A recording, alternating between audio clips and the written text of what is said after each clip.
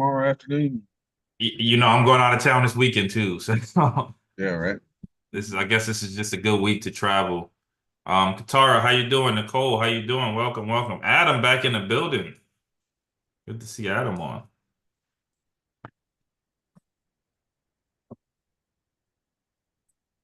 Awesome. Okay, guys, we are live on YouTube. Today we'll be talking about, I'm sure some people are running late. We'll be talking about finding your next deal, or your first one. I think that's important, your first or your next one. I'll be networking you guys and sharing this with my private money lender. His name's Jack Tulach, and he is amazing. They offer amazing financing tools, specifically, hard money and asset-based loans. So they don't care about your W-2, they don't care about your credit score. Well, they do, your credit score takes a play, but they don't care about your W-2, they don't care about your income. They're not looking for your tax returns. They're mainly lending based on the asset itself, which is amazing, especially if you're a first-time investor, newer investor. So it's a great tool, and I'm happy to share it with you guys and share him with you guys. Let's see. Chad, how you doing? Good to see you on. Eddie, good to see you on. Awesome. And Seth, we can get started. We'll let some other people trickle in as time goes on. All right. Sounds good.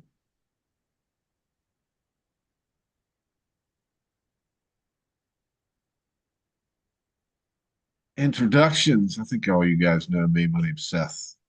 Um, yeah, I'm just here to impart as much knowledge as I can. I love it when we have these guest speakers on like we're gonna have here today. Just gives me the opportunity to kind of add to my portfolio of knowledge as well. But I'm all about sharing.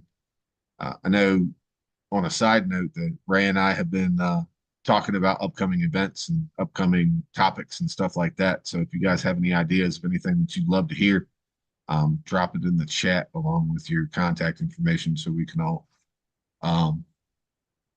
share with each other. Yeah, as well as to the people on YouTube as well. If you are on here, make sure to drop in the chat any ideas or video content that you would like to see. I'm Ray Glimp, over 100 doors, $10 million in real estate deals, several features, but my biggest pleasure, of course, is being here with you guys every Tuesday, lending some of my knowledge and hoping to learn with you guys as well. Jack's a wealth of information. I'm sure he's a special guest today. I'm sure I'll pick up some things that I didn't know about him and his company and what they do. So I'm excited for today.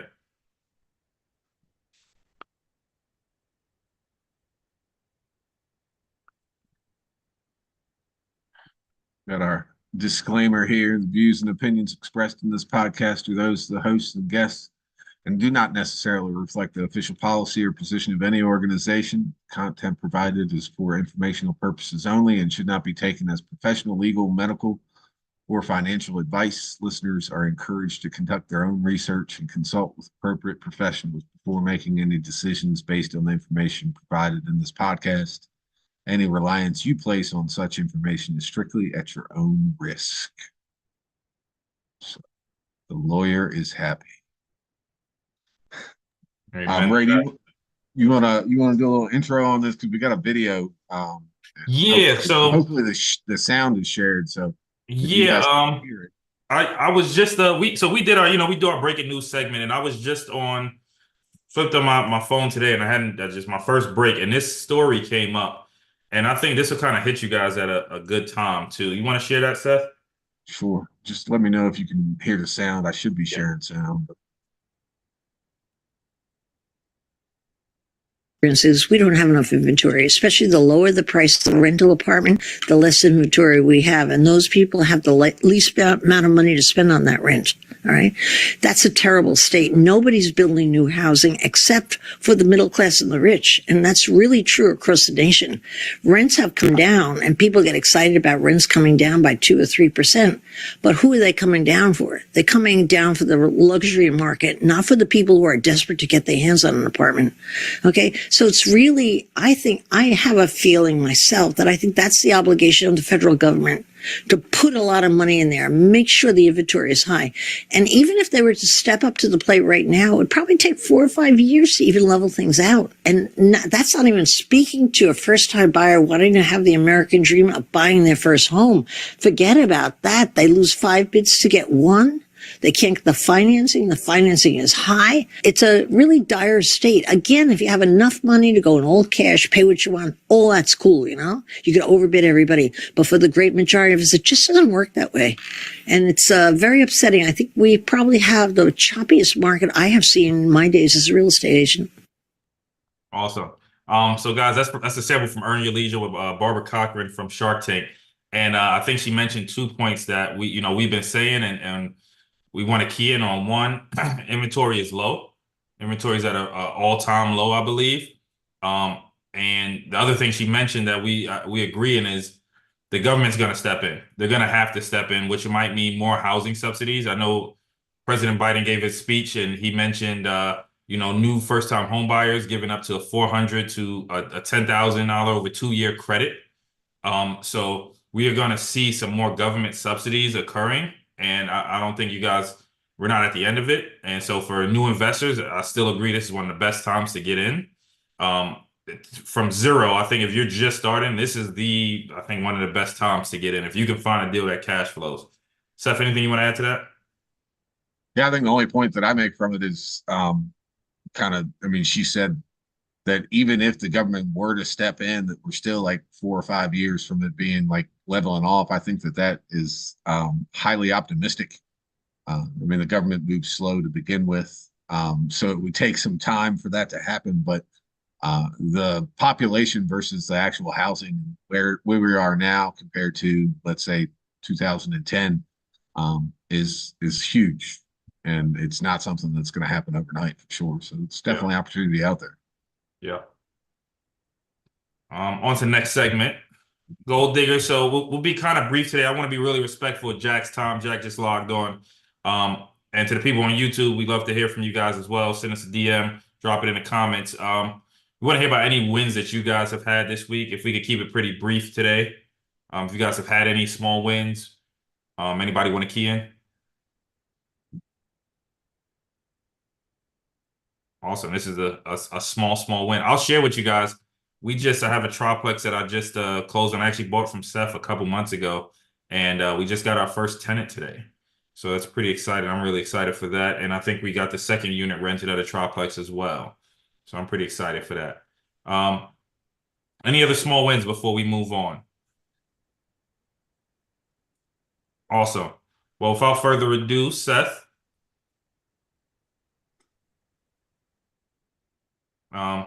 We'll introduce Jack. Are you there? I'm not sure if he's here yet. Yeah, we're on. We're awesome. On. Can you hear me? Yeah, thanks for joining us, Jack. I know you have a limited schedule, so I appreciate you taking some time off for some of the students, people watching on YouTube.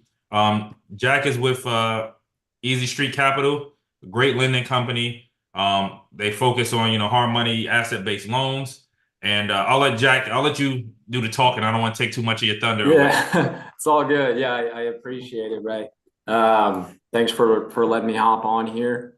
Pleasure to meet all of you guys. Seth, I did move around the slides a little bit, if you don't mind, if I could share. You want to share? It's the same thing, just a few minor differences. But yeah, as Ray said, I'm one of the account executives here at Easy Street Capital. And give me a second just to pull up these slides real quick. And yeah, we focus on investment funding. So we don't do anything on the consumer side. It's all for real estate investors. I'm going to go ahead and share this. If I can figure out how. I don't use Zoom a whole lot. Here we go. At the bottom, there might be an arrow that says share screen. Yeah, we got it. We got it. Awesome. It should. All right. Let me know if you guys can see that. Yep. All right. Perfect. Yeah, so Easy Street Capital, we're a hard money and business purpose lender based out of Austin, Texas. We lend nationwide. We have a few offices, main one here in Austin, like I said, one out in Irvine, and then one on the East Coast. We're licensed everywhere except for North and South Dakota. So sorry for those North and South Dakota investors if they're out there, and Nevada. Other than that, we're licensed everywhere, so we're very familiar with markets all over. It's all about investment properties with us, so we understand the ins and outs. We understand lending is not the most exciting thing, and not everything that it's not the most fun thing to deal with. But at the end of the day, you got to be able to utilize debt and leverage it if you don't have the ability to pay all cash for everything. So I do have some slides here. I'm just going to briefly go through them. I'm not a huge slide guy, but I figured it'd be good to at least give you guys something to look at. Just kind of touching on what our products are, a little bit about what we look at, how we work, and mainly want to make sure I get any questions answered that you guys may have. So again, thank you for letting me jump in here and invade on your meeting. Thanks to Seth and Ray. And I'll go ahead and kind of click through these. So we have 3 loan programs at Easy Street Capital. They're all branded starting with Easy. So as Ray said, we do hard money and we do DSCR. Hard money encompasses both our fix and flip product as well as our ground up construction product. So Easy Build is going to be our ground up construction product. That's going to be if you're building something from the ground up, opposed to our Easy Fix product for fix and flips, where you're purchasing something that's run down, needs a little bit of work, or a lot of work depending on the asset. And we'll finance a portion of the purchase and a portion of that renovation. And then the Easy Rent is going to be our DSCR product. That's going to be for rental properties, 1 to 10 units. And we'll go into a little bit more detail on each of these, and I'll make sure to pause in case you guys have any questions. So we will start with the Easy Rent product. That's going to be our DSCR loan. Just at a high level, DSCR stands for debt service coverage ratio. And all it is a loan that's based on the rental income of a property opposed to the personal income of the borrower. So a conventional loan, as I'm sure some or all of you own a primary home, you go to get a loan for a primary, they're going to collect tax returns, W-2s, all of those income statements, and they're going to look at your debt to income ratio. They're going to say, all right, you're qualified up to X loan amount based on that income. With a rental property, we're not collecting any of those things. We're looking at the rental income of the property. So it's primarily based on the asset rather than the income of the borrower. So we're still looking at credit and background. We're still verifying reserves through a couple months of bank statements, but overall it's primarily based on the asset itself. So it is only for non-owner occupied properties. You can't get a DSCR loan on a primary because you're not renting out your primary. Obviously you're living there. There are fixed rate and adjustable rate options. As I touched on, there's no income verification outside of just looking at a couple months bank statements to verify reserves and that you have the funds available for the down payment. As far as how DSCR is calculated, we're looking at the rental income, so the gross revenue of the property divided by the PITIA. PITIA is principal, interest, so that's going to be your mortgage payment, and the tax and insurance. All of that lumped together is going to be your PITIA, principal, interest, taxes, insurance.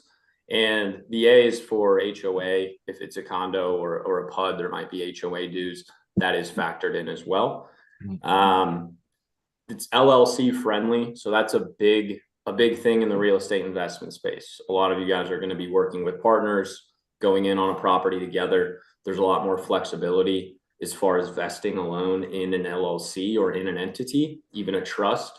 Whereas if you're buying a primary home or using a conventional loan, it needs to be in your primary name or in your name, vested in your name. The advantage of putting it in an LLC is it gives you a little bit more protection as far as liability goes, because you're individually not owning the asset, your entity is. So we're not reporting, us as Easy Street Capital, we're not reporting any of these loans to credit bureaus. So it shouldn't impact your debt to income ratio or impact your ability to qualify for a conventional loan down the road for a primary. Now, I do want to be clear, you can very well use a conventional loan on an investment property. Generally speaking, real estate investors will graduate into a DSCR loan. And what I mean by that is you can get up to 10 conventional loans, assuming your debt to income ratio allows for it. So there's a certain threshold that conventional lenders will look at. Once your debt to income ratio exceeds that, they're not going to allow you to get another conventional loan. So I always advise people, you want to go with the cheapest debt option. A DSCR loan will be a little bit higher priced than a conventional loan.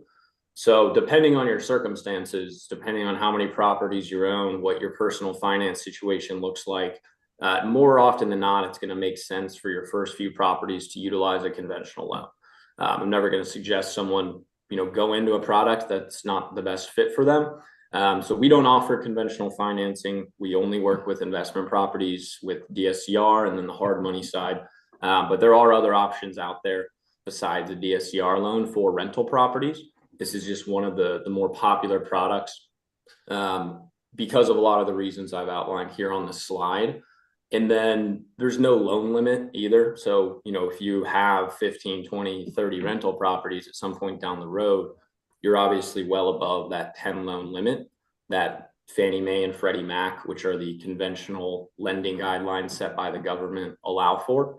But just want to make sure that's clear. You can very well use a conventional loan for investment properties. Will be a little bit cheaper than a DSCR loan.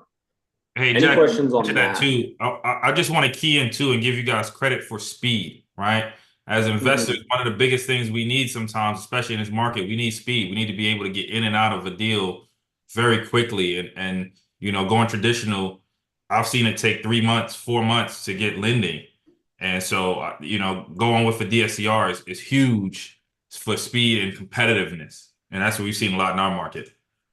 Yeah, absolutely. I'm glad you brought that up. A conventional loan, I think typically you're looking at more around the 60-day mark, depending. Certainly can be quicker. DSCR loan, because it's a lighter underwriting process, and really what I mean by that is we're not looking at personal income. So there's less documentation that we need to collect. That allows us to close a little bit quicker. We're looking at, on a DSCR loan, we're looking at 25 to 35 days. Our hard money product, which we'll touch on next, we're closing in just a handful of days because there's a lot less that goes into that, even compared to this. And Jack, I got some people in the chat want to ask a question. Do you mind if you want to do it now, or do you want to save it for later? Yeah. If they have questions on this, let's do this now. All right, cool. Can you use a DSCR loan for short-term vacation rentals? I've seen it happen. With your company, do you guys do that? We do. I'm glad whoever brought that up did, because that's probably what we do the most of at Easy Street Capital. A lot of lenders are a little bit cautious when it comes to short-term rentals. And with a DSCR loan, when you have a long-term rental, it's a little bit easier to calculate the DSCR itself, because you have a fixed monthly rent that the borrower is paying, or the tenant's paying rather. With a short-term rental, it's going to vary, right? You might have months where you're bringing in 10,000, others in the off season. If it's a more of a vacation or a beach or a mountain town, might be making a lot less. So how we look at short-term rentals is we have a little bit more flexibility with the rental income. So we are able to use AirDNA projected income. It's just a software that projects annual revenue for a short-term rental. You put in the address, bed, bath, guest count, it spits out an annual projected revenue. It's by no means perfect, but it is the rental income that we're looking at for short-term rentals. And we're essentially taking that annual projected revenue and we're using that to calculate our debt service coverage ratio. A lot of lenders will not have the ability to do that, and they're going to essentially have to underwrite a short-term rental like they would a long-term rental. They'll be looking at the long-term market rents and they're trying to make it work with that. And if you're buying, a $1 million, $2 million beach short-term rental, the long-term rents more than likely aren't going to support a loan amount as high as you're looking for. But yes, we certainly do short-term rentals. That's probably what I do personally the most of. So very familiar with the short-term rental lending space. Yes. Awesome. Thank you for answering that.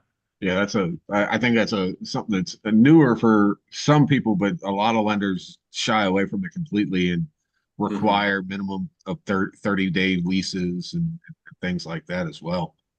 Yeah, we were kind of one of the pioneers earlier on a few years ago, really diving into it and trying to use AirDNA.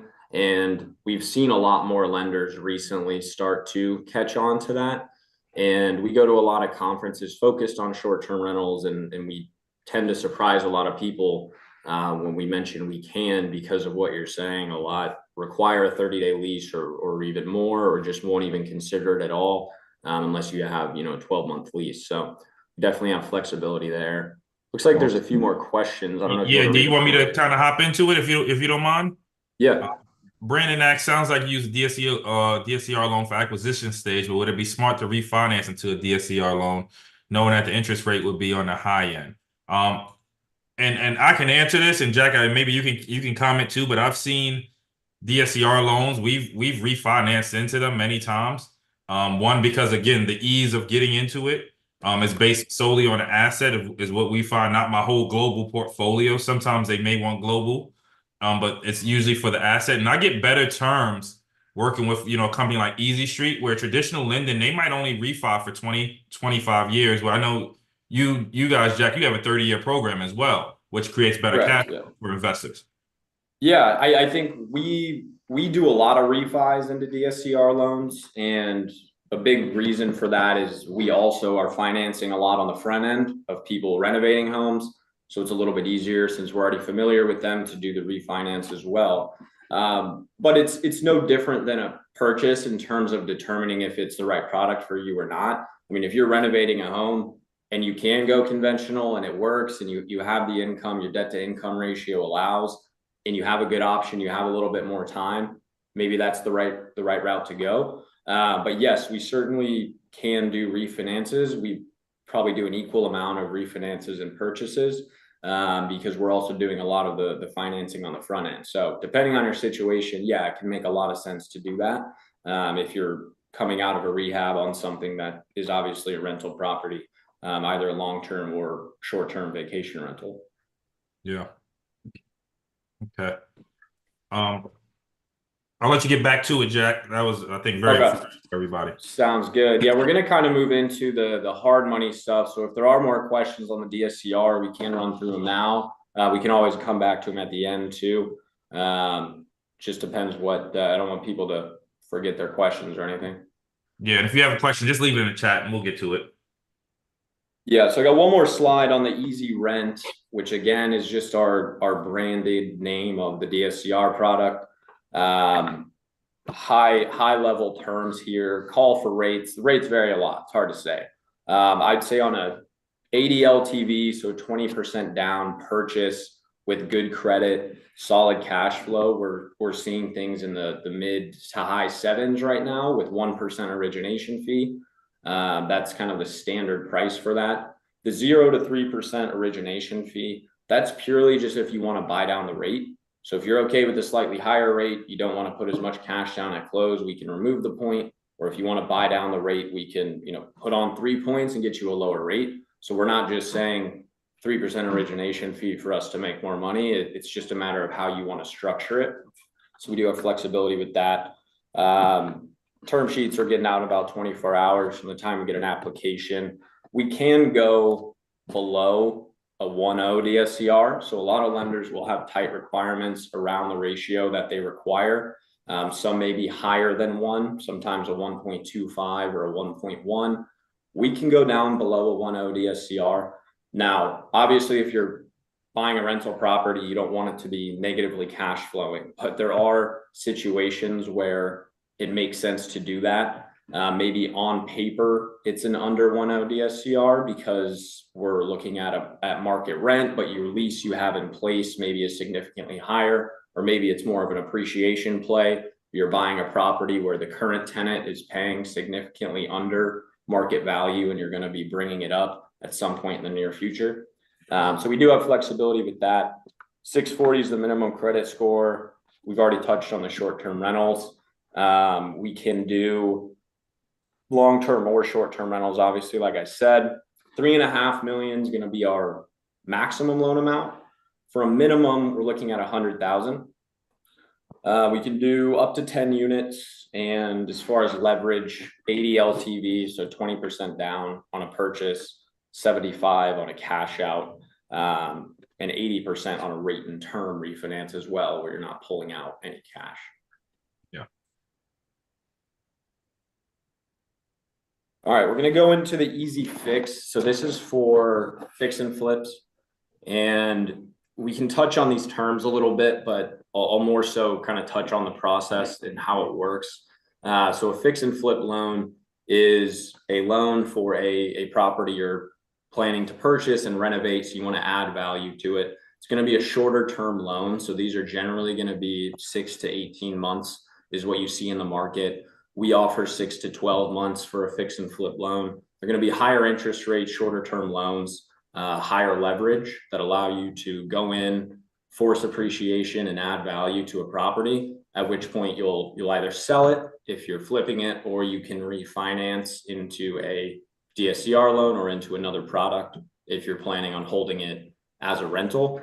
So rates are going to vary 9.9 to 12.9. These are going to have a few points.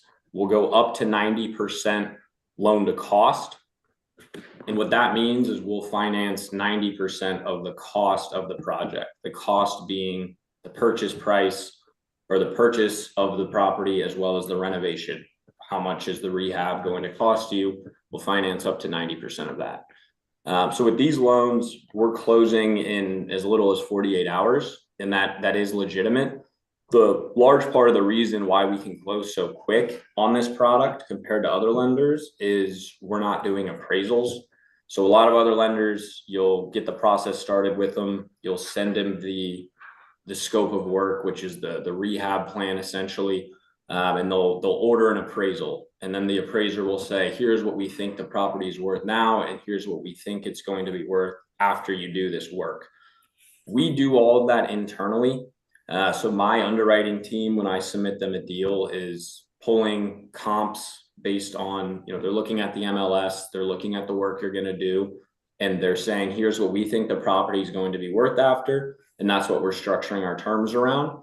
So once we issue a term sheet, as fast as we can get just a handful of documents from you, get title work, we're closing the loan. There's no additional value consideration whatsoever. So it allows us to move very, very quick. I think that's our strongest component of this product is our speed of close. And I know Ray touched on that earlier.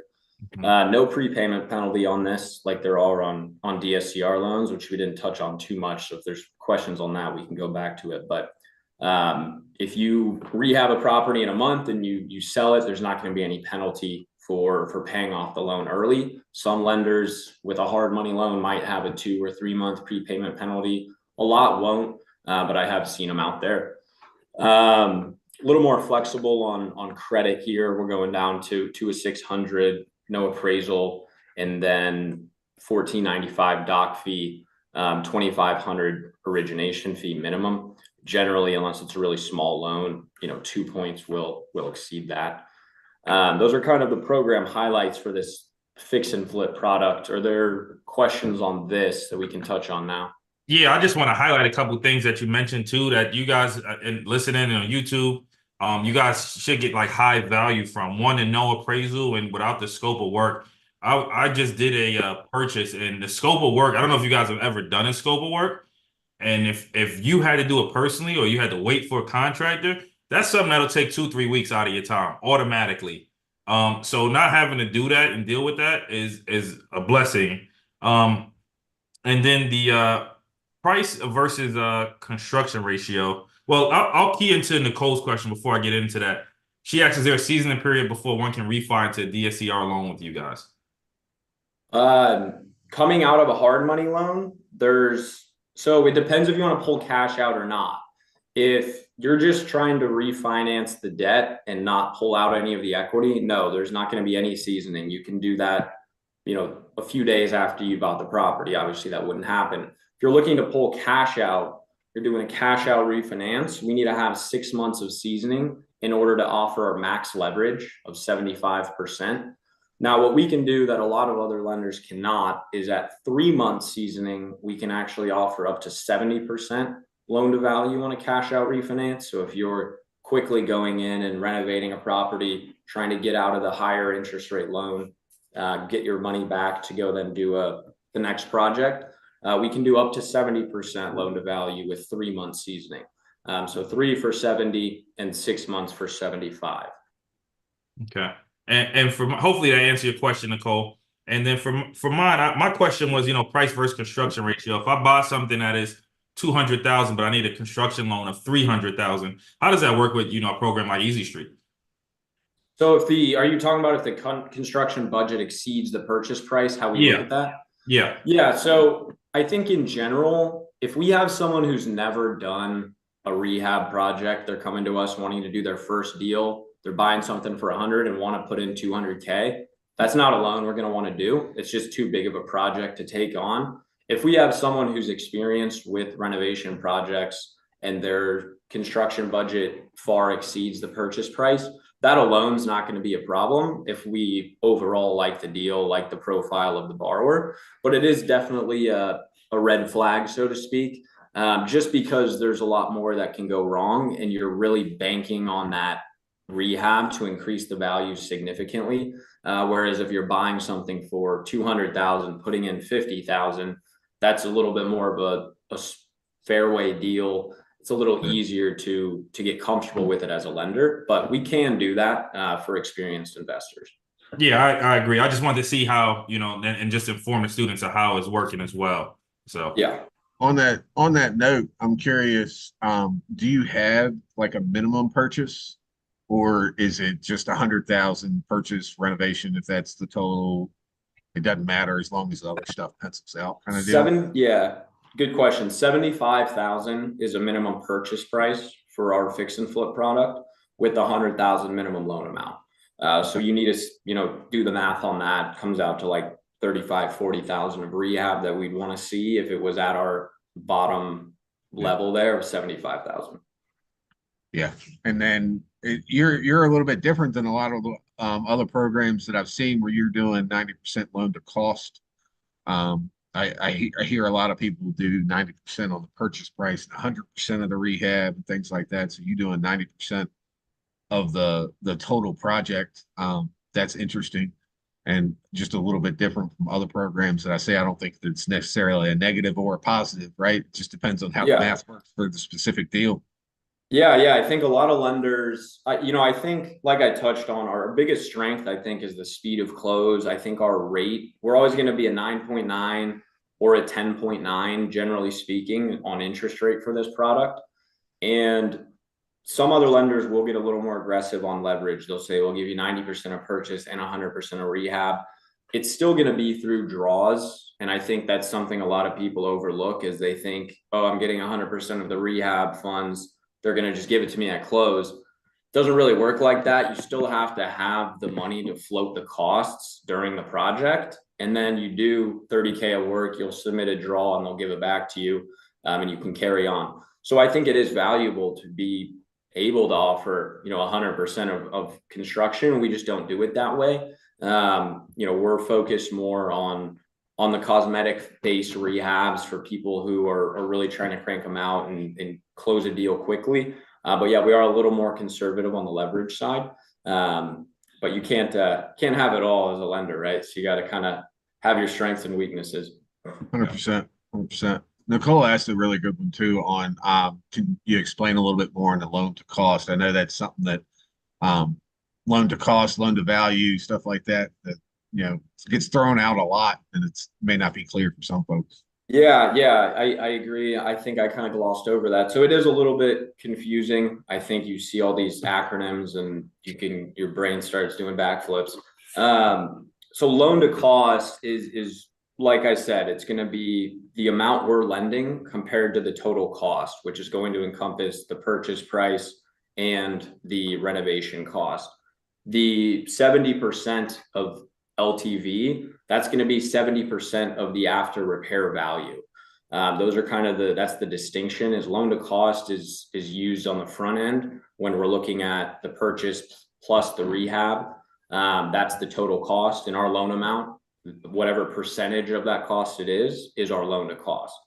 And the LTV is going to be based on the after repair value that you're getting to once the work's completed. Hopefully that clears it up a little bit. I know it is a little confusing, so happy to give more detail if needed. I think easy numbers that make sense. If you got a property that evaluates, the ARV is going to hit $1 million, let's say, for easy numbers. Loan to value, they will loan up to $700,000 on that project, purchase plus renovation. And then you're going to put 10% of that 700 down. So you'll be putting $70,000 down. They'll loan up to 630 on that product, if I'm correct, right?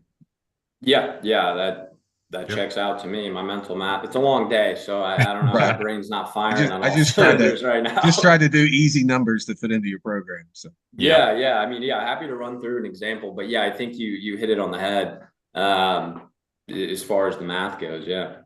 Cool.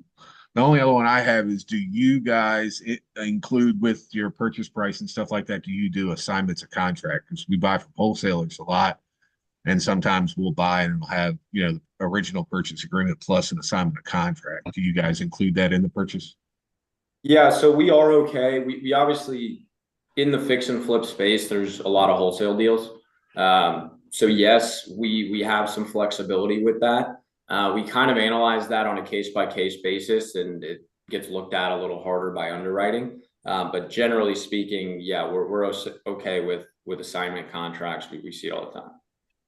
You just don't want the borrower assigning themselves the contract and getting their definitely. down payment. I mean, that's unfortunately, where the extra underwriting comes in, right? Yeah. Unfortunately, in the hard money lending space, there are some questionable people out there that try to put some shady deals in front of us. So we gotta be careful as a lender and make sure we're watching out for that. But we see a lot of wholesale deals, so we're very familiar with that and can structure things accordingly. Awesome. Okay. All right, we can touch briefly on our ground up construction product here. So Easy Build, it's similar to the fix and flip product in the sense that you're renovating something. In this case, you're building. The big distinction is we have different leverages that we can offer. And one other thing, actually, before I get into this, with the fix and flip product, we are okay with first time rehabbers. A lot of lenders want to see you have experience. We are okay if you've never done a fix and flip deal in your life. If for someone who hasn't and you're coming to us trying to do your first one, we will be limited to 80% loan to cost. But we do work with a lot of first time flippers or fix and holders. So just wanted to make that clear.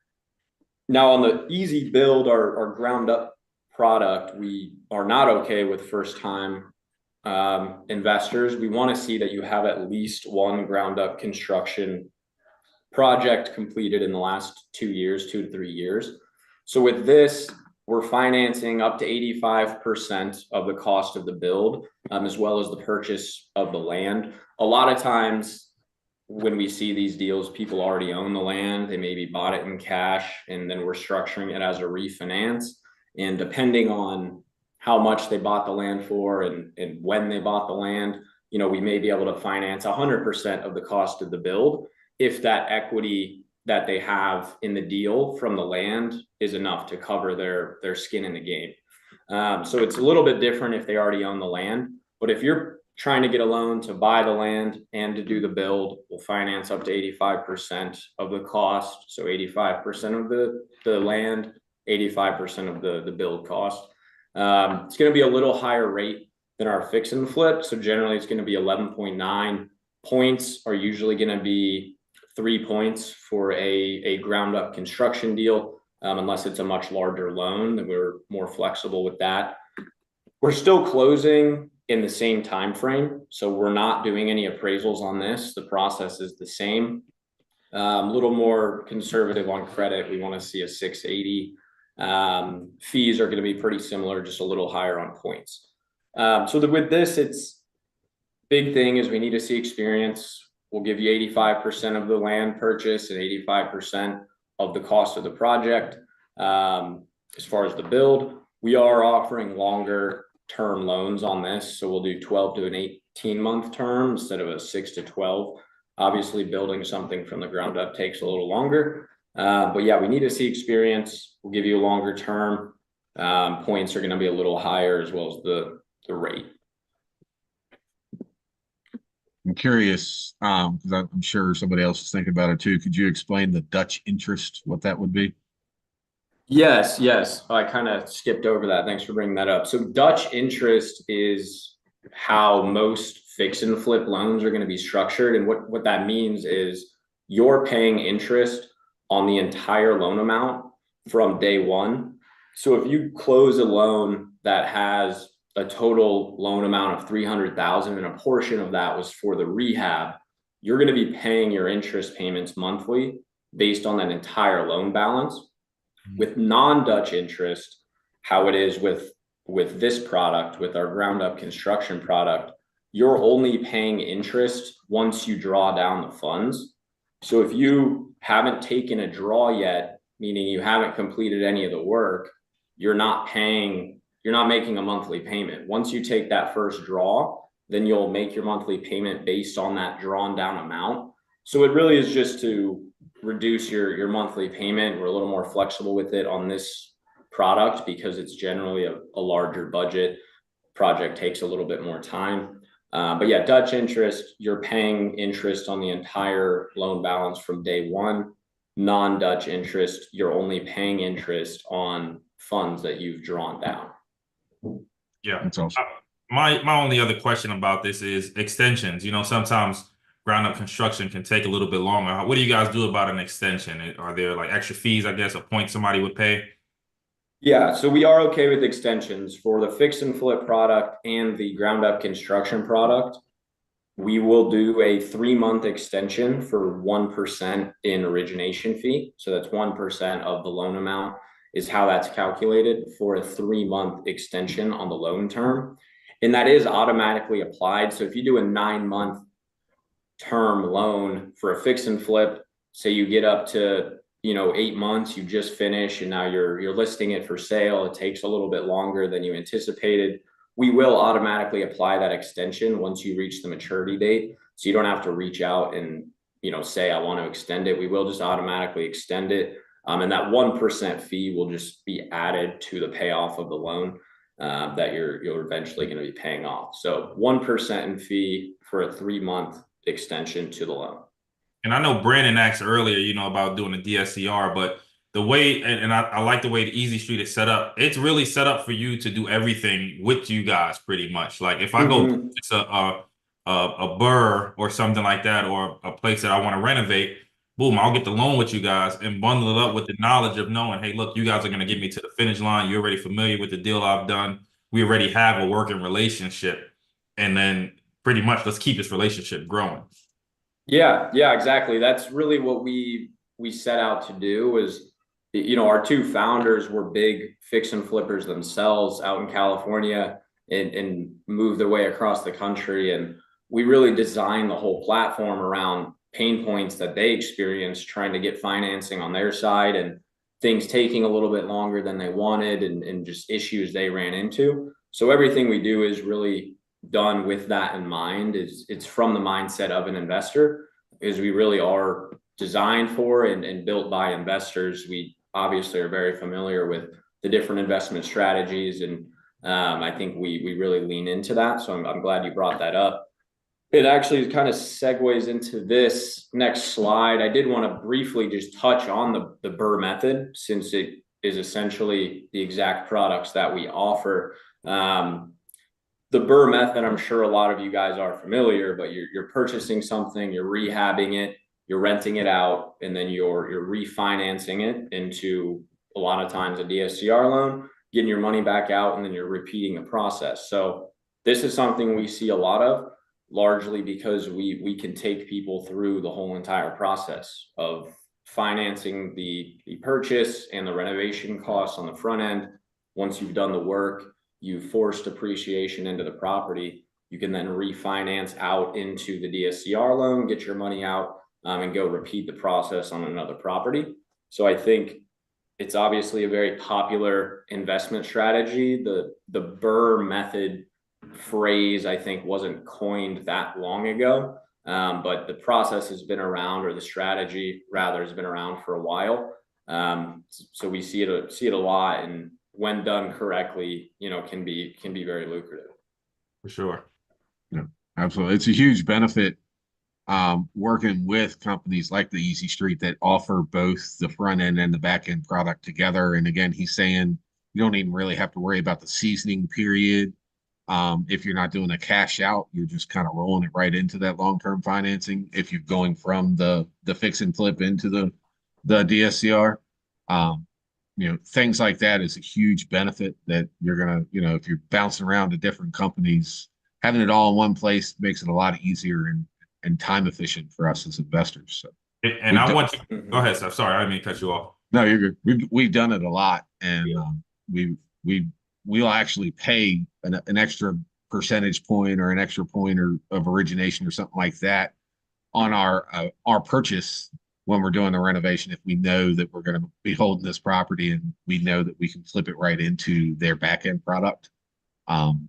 Just because we don't like having to go through that underwriting process for the back end products, right? Yeah. And I want you guys to know, when I got started, I didn't have a company like this. This would have made my life so much easier getting started. I had to jump from lender to lender. I had to submit my W-2s. I had to submit all my documents. I had to go through all underwriting and it took months. So if I was going to refi something, my money was sitting there. It wasn't working as efficiently to find a next deal. And in today's market, if you find another deal, you got to be able to get in and out.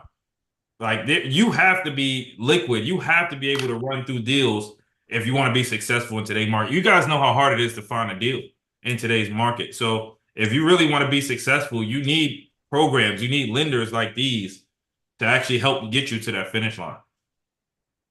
Yeah. I think you got to have a good team around you in general, on the lending side, a good agent, the people you're investing with. Getting a good team in place is very, very important. And like I kind of started with, I think the financing aspect can be a bit overwhelming at times and a little bit daunting to deal with, especially when you're going the conventional route and you got to, show them every document from your personal finances for years. It can be a lot. There's all these stipulations that come up. And I'm not saying getting a DSCR loan is always a walk in the park. There's things that come up, there's things that we have to work through. But I think it's a lot more streamlined with this type of product since it's designed specifically for real estate investors.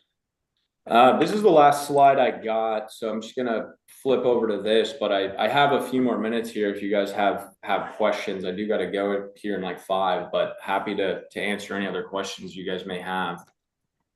I've got one more. On your easy fixes and stuff like that, typically a lot of investors will bring in a private money to raise that initial startup capital to, because like you said, you're not getting money at closing to start your rehab and stuff like that. So are they allowed, or do you allow private lenders to sit in second position behind you?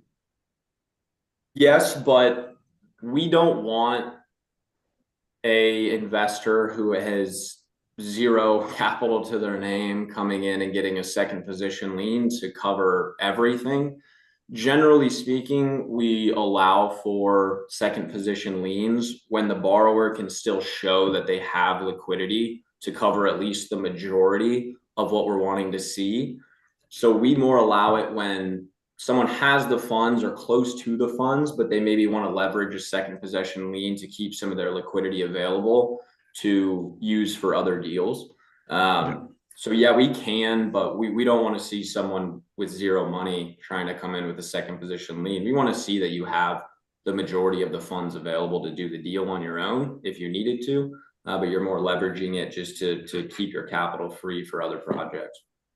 Yeah, I would say that most hard money lenders out there, they want that skin in the game, they call it, right? And that's where it comes from. And some people try to circumvent that by getting private money, but that is, you know, just because you got 30,000 to put down on your purchase price and stuff like that, you know, and then you still need another 30,000 in reserves to be able to do your renovations and stuff like that. If you can source that money somewhere else, you know, that opens it up to be more liquid, like what Ray was talking about. So we've done that in the past for sure. Mm-hmm. I know not every lender likes the second position either. So yeah. Guys, any more questions before Jack before we let him go? Jack, I think you answered it. I think you are a very good resource. Easy Street Capital, a great company, guys. I guess maybe Jack, if you need any of them, or if you guys need Jack, just send him an email. Just say you were, you know, on a Zoom class. Or you guys, I know some of you have messaged me. Some people watching YouTube actually messaged me as well, trying to get more information. So if you guys do need information for Jack, just send me a message and I can forward you guys. I've set Jack up with some warm emails and I'll continue to do it. You guys have a great company. Yeah, I appreciate it. Thanks for letting me, you know, give my 2 cents on everything and tell you a little bit more about our products. Yeah, if you need any flyers or anything, Ray, I can send you some info to blast out. I would suggest, you know, taking down my email or phone number there if you're able to. That is my cell phone, so text messages or calls are fine. I'm happy to answer any other questions you have, or you can reach out to Ray and he could connect you with me. So thanks again. And yeah, Ray, appreciate it. Thank you, Jack. Hope you guys all have a good day. We'll see you soon. Thank you. All right. Thank you. Awesome. That is great. So guys, hope you got some great value from Jack and Easy Street. That is an amazing company. I'm actually doing a refinance with them. I'm actually purchasing a property with them right now. And we're able to close in this thing in I think a week and a half from the time we bought it or we got it under contract. Somebody asked a question. Can you explain how much of the LTC does a borrower need to have? Down payment amount, closing costs, 6 months reserve, also working capital as well. So what we've seen is, and I know Seth, you might be able to speak on this, but we've seen the LTC, and it depends on your experience level. I know he mentioned that 15% is what they want to see or that they need for closing costs. But you will need some reserves. I'm not sure what the percentage of reserves that they want. I know I'm doing a deal right now where they wanted like equal amounts of reserves. So if the deal was 20,000 to close, I need to have 20,000 in reserves. And that's a fair amount. Yeah, that's a fair amount for them to ask for just because of the amount of capital. So this deal, I'll tell you about it. The purchase price is about 85,000. I need about another 70,000 in renovation. So for them to ask for, 50 total, which would be 20 or 25 to close, and then another 25 in reserves is more than fair. Especially for the amount of capital that they'll be giving up. Yes, what you're looking at, if you're doing a $200,000 loan, it's going to take a $20,000 down payment to do that. So your purchase plus your renovation equals $200,000, and that's your loan to cost according to them. They're going to loan on his program 90%, so you're going to come up with the 20,000 down. You're going to have to pay your closing costs as well, right? So that could be anywhere from a couple thousand to 10,000. Probably on the 200,000, you're looking at what, about 7,000-8,000 in closing costs? Yeah, depending. Maybe if realtors are involved and things like that, but you got to come up with that, and that's what's there at closing. But then you also need your working capital, and that's where they look at those reserves, and that's where they kind of do the match to make sure that you have that, because you need money to start your project. You're going to pay your contractors and start your work, and then you're going to reach out to them in their draw department and say, hey, I've done $15,000 worth of repairs. I need to request a draw. And everyone's going to be different. They may send an inspector out. They may just ask for photos. They may just take your word for it. It just depends on the program. Yeah, and there and you know, Jack is a great resource. There are other programs. They're not the end all be all. There are other programs just like this. I actually got a call from another lender today, and they're like, "Hey, we'll give you 85%, no appraisal, no docs."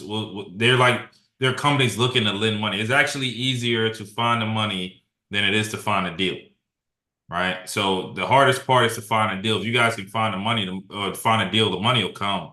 So we just got to make sure that we source those deals correctly.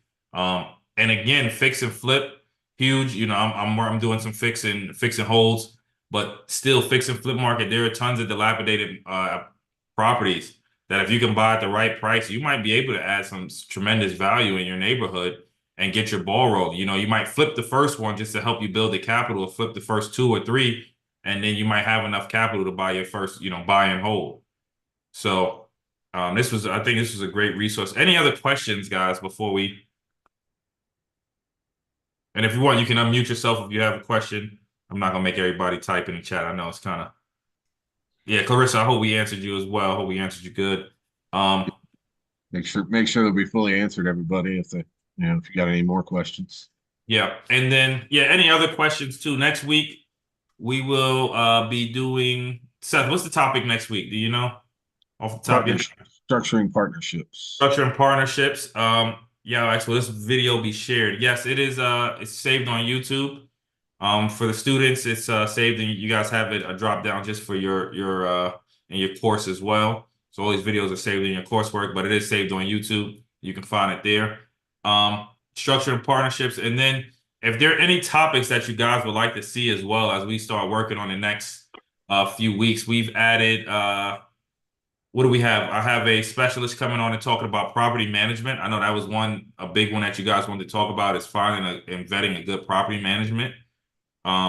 Tomorrow for the winner circle, and our winner circle call, we'll be talking about principles. I think was that the topic, Seth? Yeah, core values and affirmations and things like that we were talking about core last values, week. Affirmations, and hopefully we can bring you guys some values on how they apply to real estate as well. We had talked about getting more deeper into completing a BRRRR from start to finish, so it's kind of a good segue from this conversation. And dealing with problem tenants. There's another one. And then Gus and I spoke about that the other day. Me and Gus were talking about dealing with headache tenants. And so hopefully you guys can add some value. I'd love to hear some of the stories and horror stories that you guys have had, and we can kind of talk about the things. This one will be targeted specifically just for you guys of dealing with headache tenants. So, absolutely.